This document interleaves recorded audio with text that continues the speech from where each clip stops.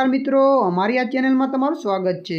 શાહરુખ ખાનને આંખોની ઇલાજની જરૂર પડી હોવાની બોલિવૂડમાં ગરમાગરમ ચર્ચાઓ છે। જો કે આ બાબતે વિરોધાભાસી દાવો થઈ રહ્યો છે કે એક દાવો અનુસાર શાહરુખ ખાનને મુંબઈમાં જોઈતો ઇલાજ ના મળ્યો એટલે તે અમેરિકા રવાના થયા છે। જો કે અન્ય દાવો અનુસાર શાહરુખ ખાનને આ મહિનામાં જ અમેરિકામાં આંખોનો સારવાર કરાવી ચૂક્યા છે।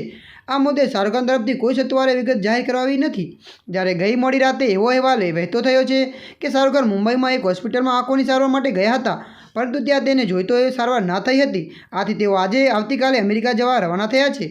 જો કે અન્ય સૂત્રોએ દાવો ભગાવતા કહ્યું હતું કે વાસ્તવમાં શાહરુખ ખાનને એક આંખોની સારવાર અહીં મુંબઈ થઈ હતી, તે પછી તેને બીજી આંખોની વધુ ઇલાજની જરૂર લાગતા તેઓ આ મહિનામાં જ અગાઉ અમેરિકા જઈ રહ્યા હતા।